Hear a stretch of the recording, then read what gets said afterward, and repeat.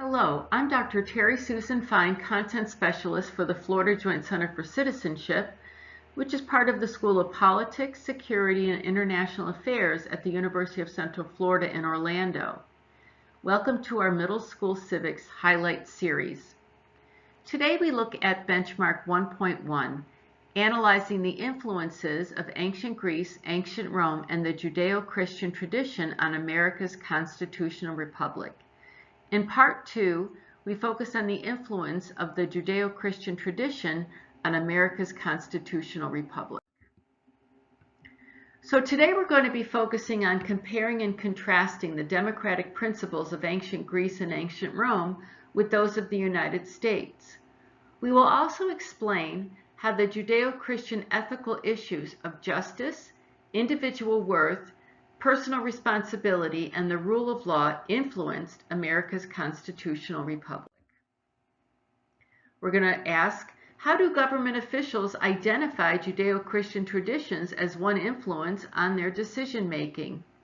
What is the source of those ideas? Where is it found? First, it is found in biblical texts, oral traditions, and commentary based on those texts and traditions.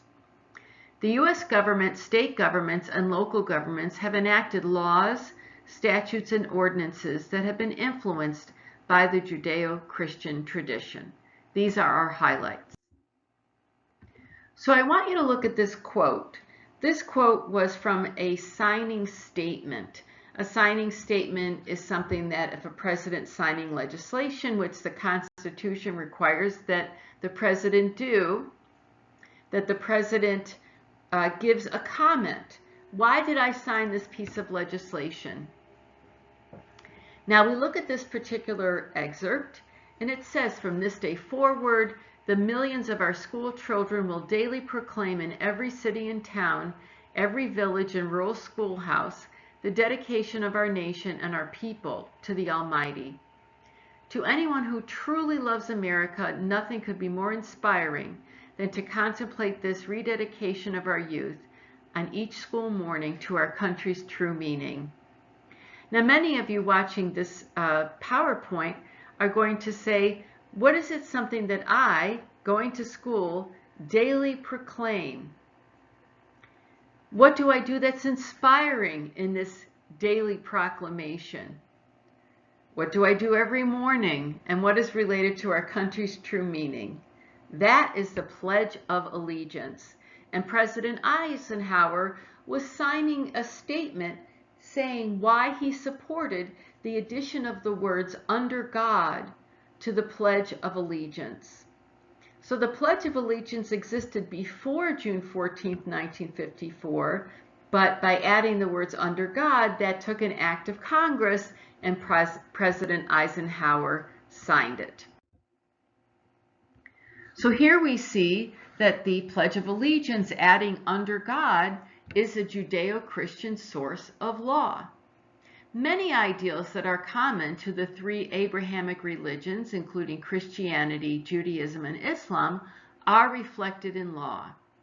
Examples include adding "under God" to the Pledge of Allegiance, as we just discussed.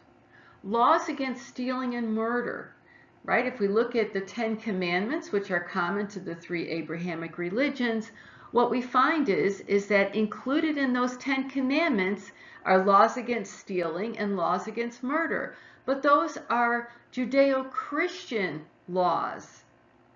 A government cannot hold a person accountable for violating a law that is only limited to their religion.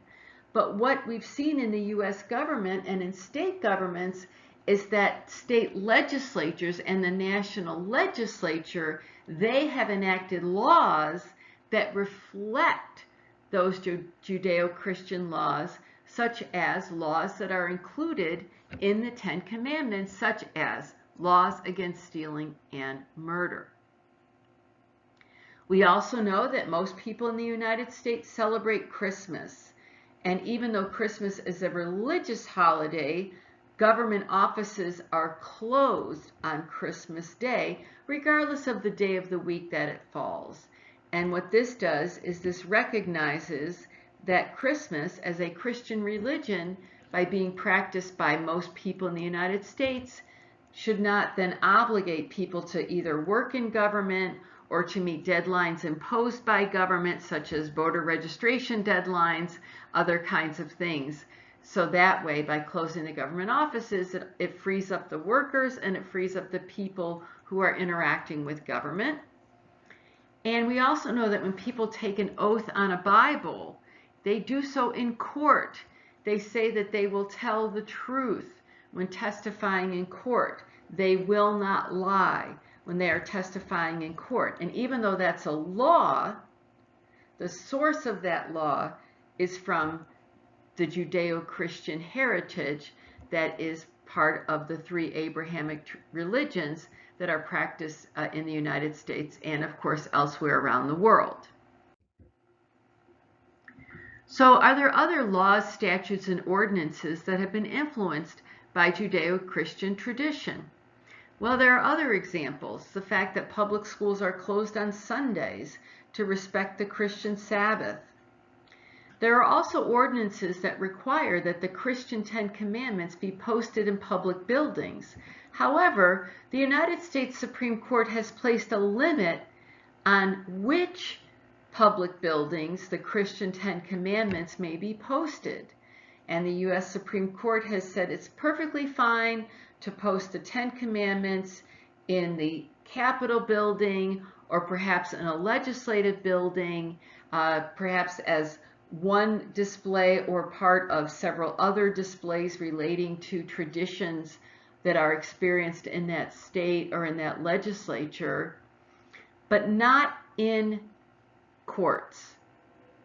And the reason why the government has limited posting these ordinances in courts is because they want to be clear about where the law is that someone might be held accountable for, meaning that people are not held accountable for violating the religious law, they're held accountable for violating the law established by government, even though it is reflected based on the religious law. We also have a death penalty at the federal level and in the 27 states. The death penalty, putting someone to death for certain crimes, is allowed by the three Abrahamic religions, and the U.S. Supreme Court has upheld the death penalty as constitutional, as being consistent with the Constitution, and therefore states have the option of whether or not they want to have a death penalty, and they do in about half the states, and there is a death penalty for people who break federal laws. Not all federal laws, but certain federal laws. Thank you for joining me for Middle School Civics Highlights, focusing on the role of Judeo-Christian law in lawmaking and in government. Do you still have questions? Please contact us using the information that appears on the screen. Till next time, I'm Dr. Terry Susan Fine. Thank you for joining me.